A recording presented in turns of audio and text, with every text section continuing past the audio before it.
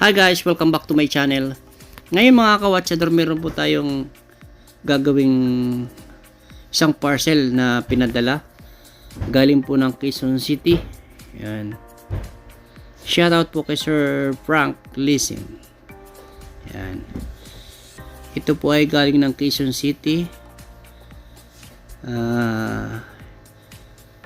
Pero ang may-ari po nito nasa Amerika. Yan. Pinadala muna ng Quezon City, then dito sa atin ipapagawa kasi meron daw na walang piyesa. Yan, tingnan natin guys. Pin natin. Wow, may sombrero. Sana all. Ayan. Canada. Ayan. Maraming salamat po Sir Frank. 2 times na po siya nagpapagawa. Ayan. Maraming salamat po. Meron tayong gagamitin. Thank you. Yan. Canada. Yan, salamat po. Salamat sa sombrero. Sa cup. Yan. Kulay red. Ito nasa nasa loob pa yung kanyang papagawa. Tingnan natin, talaga packing na mabuti. Oh, meron pang isa. Ito ano kaya to? Yan, open natin para malaman natin. Yan, tabi mo natin guys yan. Isa-isahin nating i-open. Ito ano kaya to? Yan. Okay. Tingnan natin kung anong laman. Yan, okay.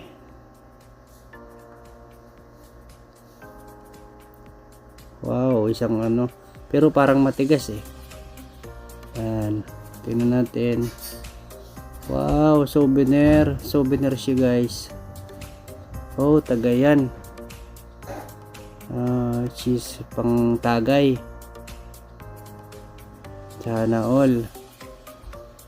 Canada sa Canada pa rin. Yan, tagayan. Salamat po sa tagayan. Yan. Thank you. Meron tayo pang display. Yan, yung isa sigurang ito yung relo. Yan, bukasan na natin guys.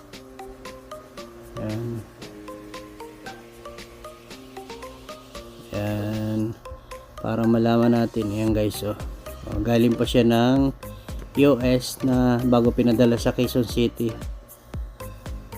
para ipagawa dito. Shoutout po sa asawa ni Sir Frank, Ma'am Liberty. Yan. Ayun, nakabalot pa rin siyempre.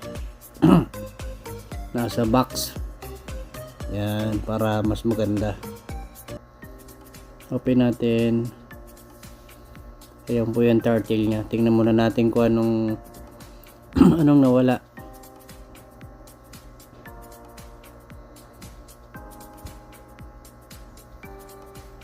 Reyon. Sinisilip natin ng mabuti, baka may nandun.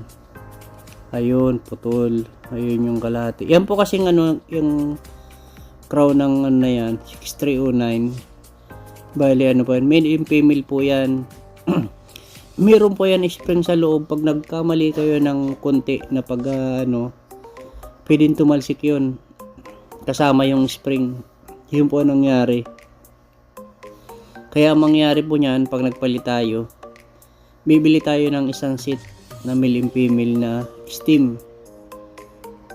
Yan, bibili po tayo nun. Then maghahanap na po. Ang ginagawa natin yan guys, yung spring ng malaking spring, yung sa spring bar na malaki, kukuha ka ng spring nun para doon mo ilalagay. Yan, medyo may naipit siguro kasi hindi nagana. Yan, may naipit. Kailangan natin ilabas para ma-check natin kung anong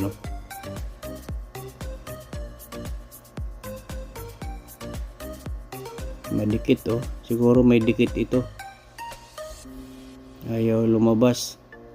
Yun. May dikit nga.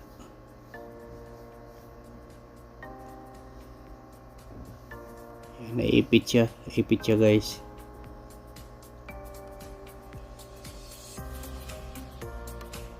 Yan, gumana na.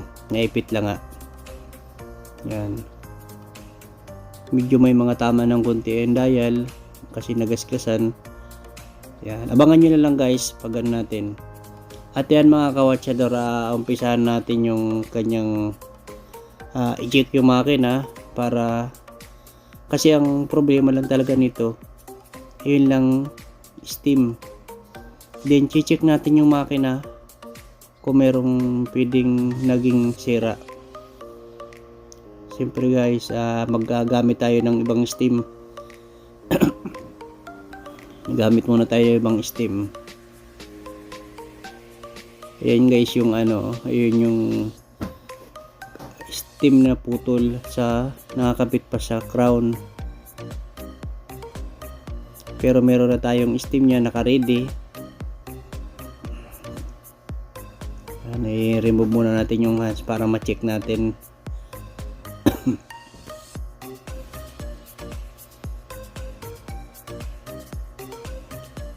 Guys, kailangan tanggalin natin yung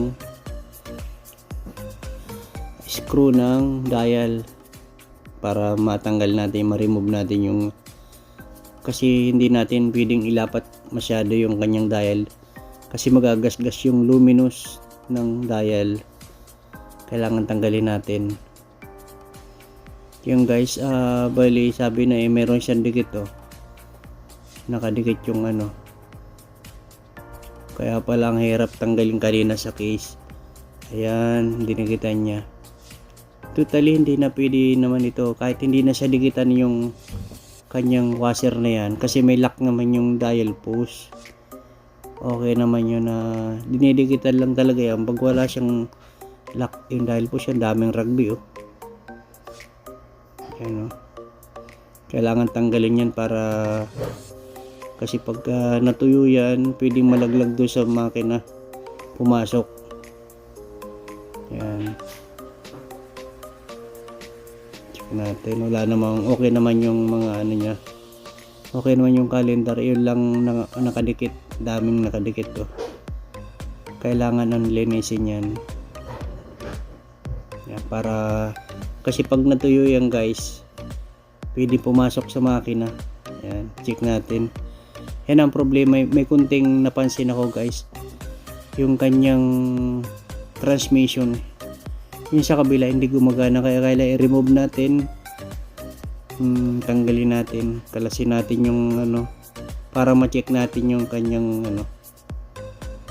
bridge na nakakabitan ng puliper. Tingnan natin yung pinaka niya. Tanggalin muna natin yung mga yan, yung tatlong screw. Yan. Bali ang problema lang itong sa ibabaw na yan guys. Seat din naman yan ang papalitan natin. Tingnan muna natin. Yan. Pag nakalas natin yung makikita natin yung kung merong palitan. Yan, pag-check natin. Yan guys, yung nasa gitna na yan, merong na yun, meron ng leeg yung ilalim. Kaya hindi na siya nagkakarga. Pwede pa naman talaga yan, kaso lang yan, kailangan palitan. Ito puliper. Yung kabila niya mahina na yung ngipin, kaya kailangan palitan natin. Sunset yan guys na papalitan natin. Yan. Yan po yung papalit natin. Yan. Bago natin palitan, lagyan mo natin ng oil yung pinaka yan, center niyan para yan, kumbaga sa langis yan. Yan, kabit natin. Ayan yan, ghost. Kamukha ghost yun yung transmission. Then clip natin. Ayan. makorek yung caliper sa transmission. Babalik na natin yan guys. Yan naman ang saka natin i-screw pag lapat na lapat na.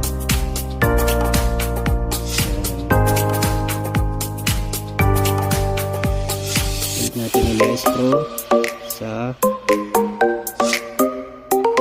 yan guys. Yan po ay 6309 makina ng turtle Kagong.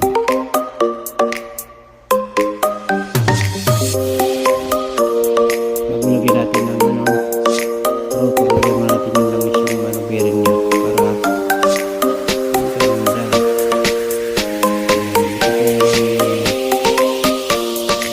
Screw na natin, then pagkatapos i-check natin yung okay, yung napalo.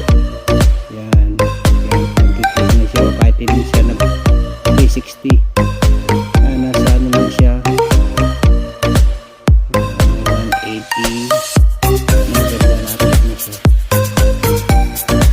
Yan, pinanggal po natin yung mga dikit-dikit, yung mga rugby, then para ikabit na yung dial guys. Nilinis na natin yan para walang mga nakadikit na dumi, kailangan linis.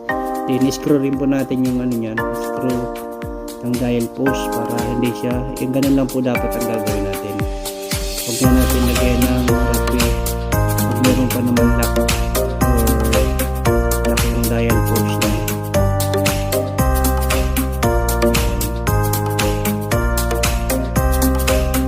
Hindi na po kailangan yung dikutan pag nakaganyan na. Meron na siya yung lock mo lang yan.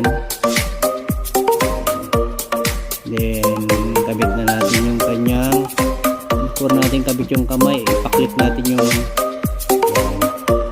sa calendar. Yun,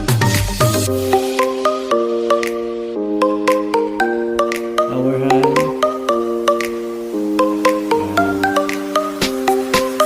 Meron pong guide dyan para hanggang sa inyo yung kamay.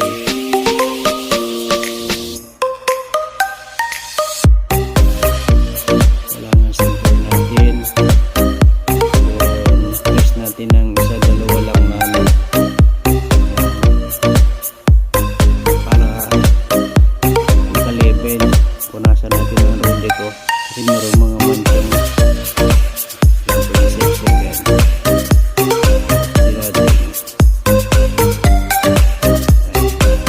ganyan lang guys ka ano pag ipatin nyo po kung okay yung ano yung dapat. Then remove natin yung steam. Ayan na po yung kanyang case. Balik na natin guys.